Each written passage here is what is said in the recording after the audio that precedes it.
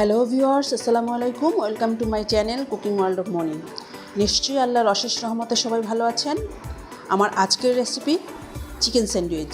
Chicken sandwich পছন্দ করেন না এমন ব্যক্তি খুব কমই আছেন। ছোট বড় সকলেরই খুব পছন্দের একটি খাবার এই চিকেন স্যান্ডউইচ। আজকে আমি খুবই অল্প উপকরণ দিয়ে সহজভাবে চিকেন স্যান্ডউইচ বানানোর চেষ্টা করেছি। আশা করছি আপনাদের ভালো লাগবে। তো প্রথমেই চিকেনটাকে সিদ্ধ করে নিব। সেজন্য এখানে 1.5 গ্লাস পানি দিয়ে তার মধ্যে দিচ্ছি বোনলেস চিকেন। অবশ্য আপনারা চাইলে হাড়সহ মাংস সিদ্ধ করে হাড় ছাড়িয়ে নিতে পারেন। দিচ্ছি আদা রসুন মিলিয়ে 1 চা চামচ পেস্ট। দিচ্ছি স্বাদ মতো কিছুটা লবণ,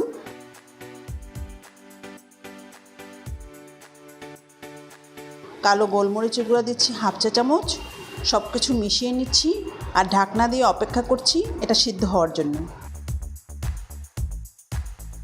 চিকেনটা এবার একটু উল্টিয়ে দিচ্ছি আর চিকেনটাকে আমি 8 থেকে 10 মিনিট সিদ্ধ করে নেব। তো 10 মিনিট পর দেখা যাচ্ছে পানিটা শুকিয়ে গিয়েছে। এই পর্যায়ে চুলা থেকে নামিয়ে এক সাইডে রেখে দিব চিকেনটা ঠান্ডা হওয়ার জন্য। এবার মাঝারি সাইজের একটি শসা স্কিন ফেলে দিয়ে গ্রেটারের যে চিকন ছিদ্র আছে সেখান থেকে গ্রেট করে নিচ্ছি। এতে করে খুব ইজিলি শসার রসটা সরিয়ে নিতে পারবো। শসা কেটে নিলে যখন মেয়োনিজের সাথে অ্যাড করব মেয়োনিজটা লিকুইড হয়ে যাবে। ছোট একটি গাজর নিয়েছি, এবার গাজরটাকেও সেমভাবে গ্রেট করে নিচ্ছি। শসার যে এক্সট্রা রস বের হয়েছে এটা আমি সরিয়ে নিচ্ছি। এই শসাটাকে যখন সব কিছুর সাথে মিক্স করব তখন এর এক্সট্রা কোনো পানি বের হবে না। গাজরের রসটাও একইভাবে সরিয়ে নিচ্ছি। শসা গাজর কোনোটাই এর রসসহ মেয়োনিজ ও চিকেনের সাথে অ্যাড করা যাবে না। এখন এই চিকেনটাকে কাঁটা চামচের সাহায্যে ছিঁড়ে নিতে হবে। আপনারা চাইলে এটাকে হাত দিয়েও ছিঁড়ে নিতে পারেন। এবার ছুরি দিয়ে আরও একটু ছোট ছোট করে কেটে নিচ্ছি। এখন স্যান্ডউইচ তৈরি করার জন্য ব্রেড রেডি করে নিচ্ছি। ব্রেডের চারপাশে যে ব্রাউন অংশ আছে সেগুলো কেটে বাদ দিচ্ছি। অবশ্য আপনারা চাইলে এই ব্রাউন অংশ সহ স্যান্ডউইচ তৈরি করে নিতে পারেন।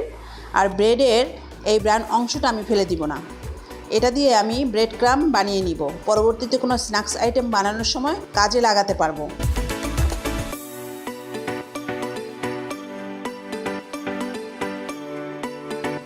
সবগুলো ব্রেড কাটা হয়ে গেল। আমি এখানে হোয়াইট ব্রেড নিয়েছি, আপনারা চাইলে অন্য যে কোনো ব্রেড নিতে পারেন। এখন সেই চিকেনগুলোকে এবার আমি একটি বোলে ট্রান্সফার করে নিচ্ছি। এখন এই চিকেনের মধ্যে দিয়ে দিচ্ছি 1/2 কাপ পরিমাণ মেয়োনিজ। চেষ্টা করবেন ভালো কোনো ব্র্যান্ডের মেয়োনিজ ব্যবহার করতে, এতে করে পারফেক্ট টেস্টটা আসবে। দিচ্ছি 1 চা চামচ সাদা গোলমরিচের গুঁড়া, চাইলে কালো গোলমরিচের গুঁড়াও ব্যবহার করা যাবে। দিচ্ছি কিছুটা লবণ। টমেটো কেচাপ দিচ্ছি 1 টেবিল চামচ। এখন এই সব কিছু ভালোভাবে মিশিয়ে নিচ্ছি। মিশিয়ে নেওয়ার পরে আপনারা চাইলে সবজি অ্যাড করার আগে চিকেনের মিশ্রণটা কিছুটা তুলে সেটা দিয়ে স্যান্ডউইচ তৈরি করে ফ্রিজে সংরক্ষণ করতে পারবেন 2 থেকে 3 দিন। তবে আমি আর সরিয়ে রাখছি না। চিকেনটা মিক্সড করা হলে এর মধ্যে সেই শসা আর গাজরটা দিয়ে দিচ্ছি।